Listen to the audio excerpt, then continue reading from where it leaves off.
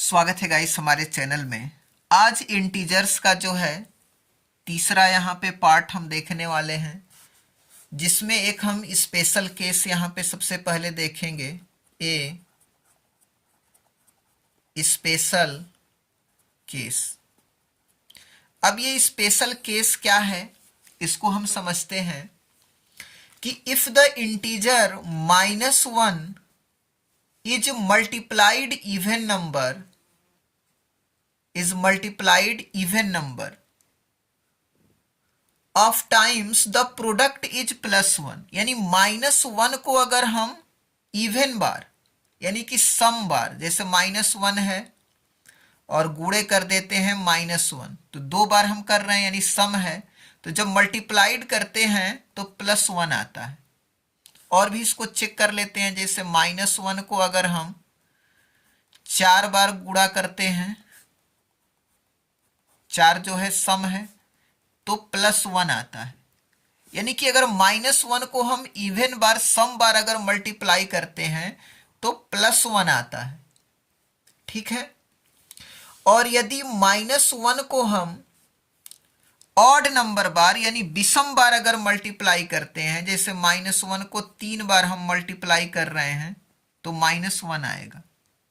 और एक एग्जांपल लेते हैं, -1 को मान लीजिए 3, 4 और 5 बार हम मल्टीप्लाई कर रहे हैं, क्योंकि 5 जो है ऑड नंबर है, विषम है। तो जब हम -1 को 5 बार विषम बार जब हम मल्टीप्लाई करते हैं तो -1 आता है। यहां पे दोनों बार -1 आया है। तो if the integer -1 is multiplied even number of times the product is +1, यहां पे दोनों में देखा आपने +1। And if the integer -1 is multiplied odd number of times the product is -1। यानी कि अगर -1 को सम बार अगर गुणा करेंगे तो +1 आएगा, अगर -1 को विषम बार अगर गुणा करेंगे तो माइनस आएगा।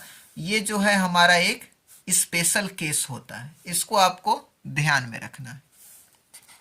अगला जो है हमारा पॉइंट है, अगला क्लोजर अंडर मल्टीप्लाइकेशन। यहां पे क्लोजर अंडर मल्टीप्लाइकेशन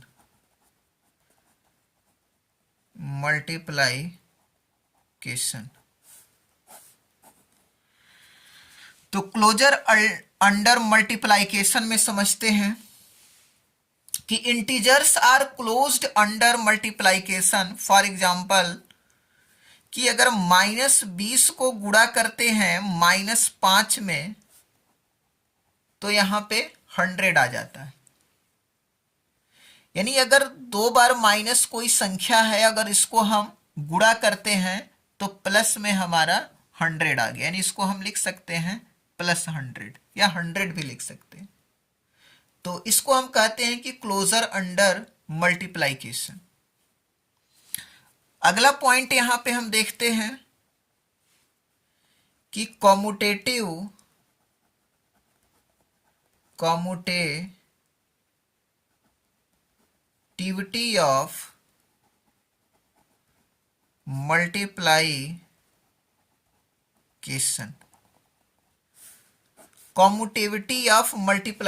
देखते हैं। तो multiplication is commutative for integers.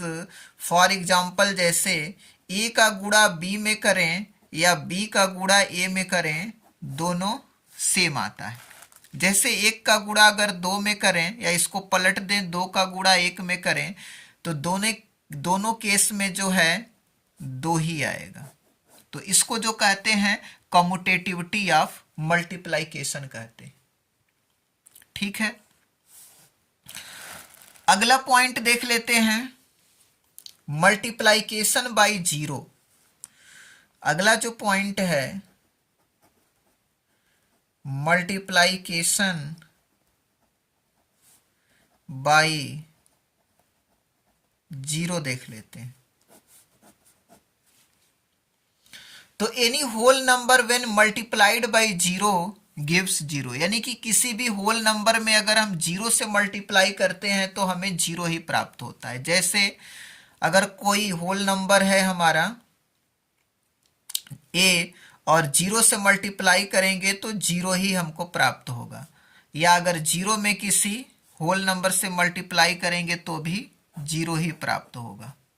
जैसे मान लीजिए एक में अगर जीरो से गुणा करें तो जीरो आएगा, या जीरो में दो से गुणा करें तो भी जीरो आएगा। तो किसी भी होल नंबर में अगर हम जीरो से मल्टीप्लाई करते हैं तो आंसर हमारा जीरो ही आता है। ये मल्टीप्लाइकेशन बाय जीरो है।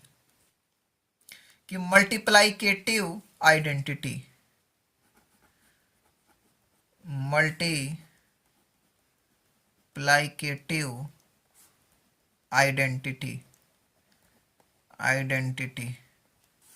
मल्टीप्लाइकेटिव आइडेंटिटी क्या है इसको समझते हैं। तो one is the multiplicative identity for whole number, यानी होल नंबर के लिए वन जो है मल्टीप्लाइकेटिव आइडेंटिटी का काम करता है। जैसे अगर कोई होल नंबर है उसमें वन से अगर हम मल्टीप्लाई करें या वन से हम किसी होल नंबर में मल्टीप्लाई करें तो हमें होल नंबर ही प्राप्त होता है। इसको हम मल्टीप्लाइकेटिव आइडेंटिटी कहते हैं। जैसे मान लीजिए कोई हमारा इंटीजर है, यहाँ पे होल नंबर है दो, दो का एक में गुणा करें या एक का दो में गुणा करें तो दोनों केस में हमको ए मिलेगा, यानी कि हमको दो ही मिलेगा। दो एक कम दो या एक का गुणा दो में करें तो भी दो ही प्राप्त होता है। तो इसको मल्टीप्लाइकेटिव आइडेंटिटी कहा जाता है। अगला टॉपिक है हमारा, देखते हैं। तो अगला topic associativity for, associativity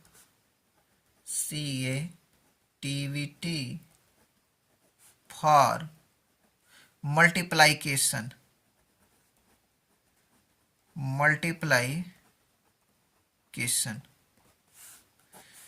associativity for multiplication. तो फॉर एनी थ्री इंटीजर्स, मान लेते हैं कि कोई तीन इंटीजर्स हैं ए बी और सी हैं।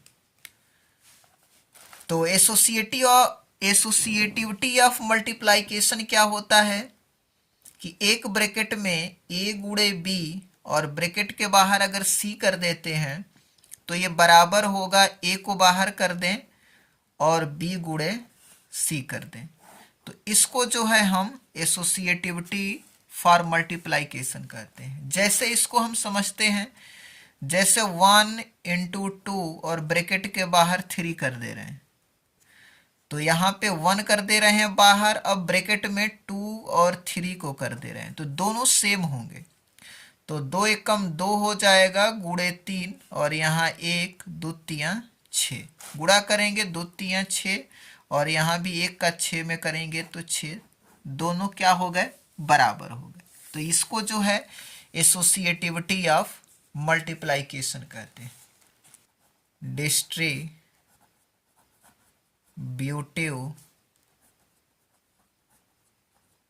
प्रॉपर्टी, डिस्ट्रीब्यूटिव प्रॉपर्टी क्या है? तो for any integers A B C ले रहे हैं, तो ए जो है गुणे B plus C equal to A गुणे बी प्लस ए गुणे सी होता है। इसी का निगेटिव वाला देख लेते हैं, ए गुणे B minus C equal to A गुणे बी माइनस ए गुणे सी होता है। अब इसको हम चेक कर लेते हैं, इसको हम चेक करते हैं। जैसे 1 यहाँ पे ले लिया और b के जगह पे हम ले रहे हैं 2 और c के जगह पे 3 ले रहे हैं।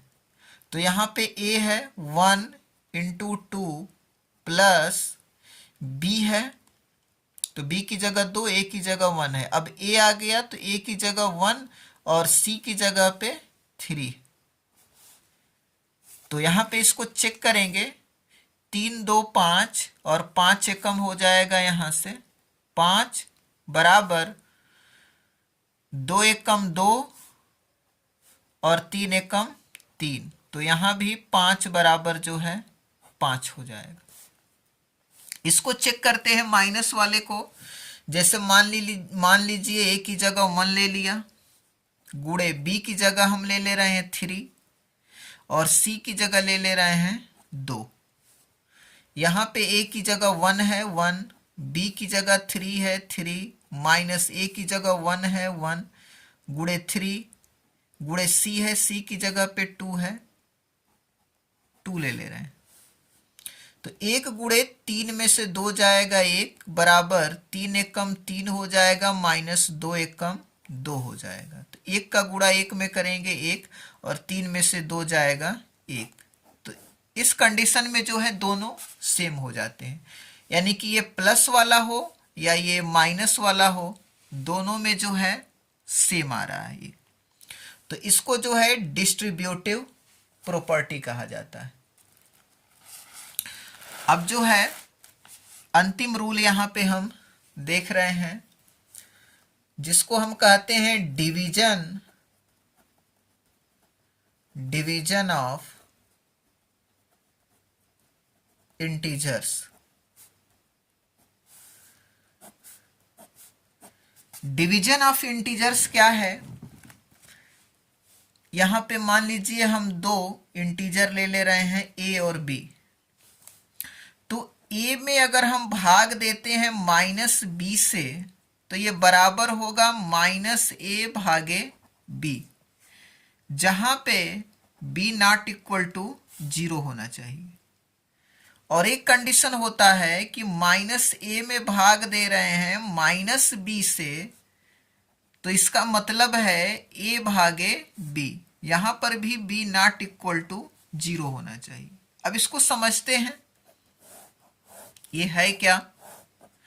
तो जैसे यहां पे एक कोई इंटीजर हम ले रहे हैं, मान लीजिए 4 हम ले रहे हैं, डिवाइड कर रहे हैं -2 से, तो इसका मतलब है कि -a इसको माइनस कर दें, यानी -4 और डिवाइड कर दें b से, यानी कि 2 से, तो दोनों में ये सेम आएगा। 4 में 2 से भाग दे देंगे तो -2 आ जाएगा। इसी प्रकार इसको समझते हैं, b जो है यहां पे नॉट इक्वल टू 0 होना चाहिए, इसको ध्यान में रखना है। आगे जो है -a की जगह मान लीजिए हम 4 ले रहे हैं, डिवाइड करना है -b से, यानी -2 ले रहे हैं b के जगह, तो इसको हम लिख सकते हैं a का मतलब 4 डिवाइड बाई b का मतलब 2। क्योंकि डिवीजन में है, दोनों माइनस यहाँ पे कैंसिल हो जाएंगे, तो 4 में 2 से भाग देंगे तो 2 बार जाएगा। यहां पर भी ध्यान रखना है b नॉट इक्वल टू 0 होना चाहिए। और कुछ यहां पे हम पॉइंट देख लेते हैं। जैसे पॉइंट है कि for any integers a we have, point है कि a डिवाइड बाई 0, a में अगर 0 से भाग देते हैं तो इज नॉट डिफाइंड, तो ये परिभाषित नहीं होगा, यानी कि किसी इंटीजर में जो है 0 से हम भाग नहीं दे सकते। दूसरा पॉइंट है वो नॉट डिफाइंड होगा, वो परिभाषित ही नहीं होगा। दूसरा है कि a divide by 1 equal to a, यानी कि अगर कोई इंटीजर है, मान लीजिए 2 है, उसमें हमको भाग देना है 1 से, तो हमेशा 2 ही प्राप्त होगा। और ये वाला जो पहला था इसको भी देख लेते हैं। कोई इंटीजर मान लीजिए 2 है, 0 से हमको भाग देना है, तो इसको हम लिखेंगे इज नॉट डिफाइंड, ये डिफाइंड नहीं है। तो गाइस वीडियो कैसा लगा कमेंट सेक्शन में ज़रूर बताएं, और चैनल पे नए हैं तो चैनल को सब्सक्राइब करें, वीडियो को लाइक करें, शेयर करें। तो मिलते हैं एक और वीडियो में। Thanks for watching this video.